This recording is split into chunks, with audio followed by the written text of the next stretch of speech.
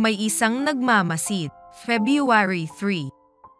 Saan ako pupunta mula sa iyong espiritu?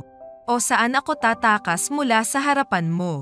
Mga Awit Kapitulo 139 versikulo 7. Isang tao ang nagpasyang pumasok sa taniman ng mais na pag-aari ng kanyang kapitbahay upang magnakaw ng mais. Kung kukuha lang ako ng tigkakaunti sa bawat bukid, walang sino mang makakapansin, ang nasa isip niya. Sa ganitong paraan, magkakaroon ako ng maraming mais nang walang kahirap-hirap. Kaya, naghintay siya ng dilim upang isakatuparan ang kanyang plano. Sa kanyang pag-alis, isinama niya ang kanyang maliit na anak na babae. "Sweetie," bulong niya sa anak, "manatili ka dyan at magbantay. Sabihin mo sa akin kapag may taong paparating." Pumasok ang lalaki sa unang taniman ng mais at nagsimulang pumitas. Kasisimula pa lang niya nang marinig niya ang kanyang anak na marahang nagsalita, "Daddy, may nagmamasid sa iyo." Tumingin sa paligid ang lalaki, subalit wala siyang makitang sinuman. Inilagay niya lahat ng kanyang nakuhang mais sa kanyang sako at mabilis na pumasok sa ikalawang bukid. "Daddy, may nagmamasid sa iyo." Babala ng batang babae sa kanyang ama sa ikalawang pagkakataon. Tumingin sa paligid ang lalaki, subalit muli wala siyang nakitang sinuman.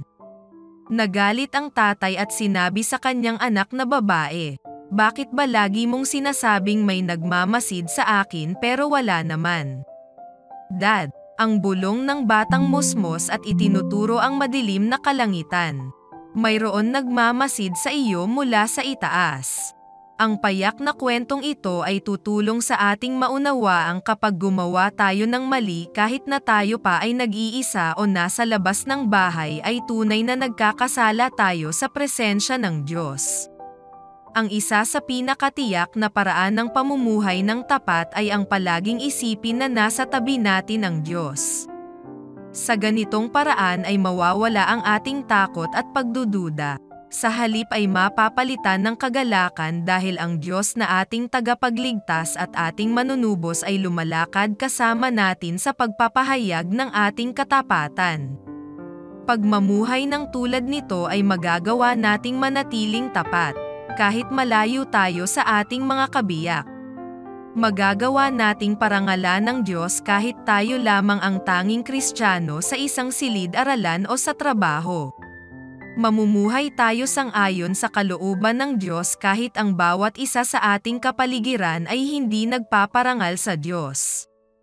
Panawagan. Habang inyong ipinapahayag ang inyong katapatan sa pamamagitan ng pagbabalik ng mga ikapo at mga handog, magpasalamat sa Diyos para sa pribilehiyo na mabuhay at lumakad kasama ang Diyos ng pag-ibig at kahabagan.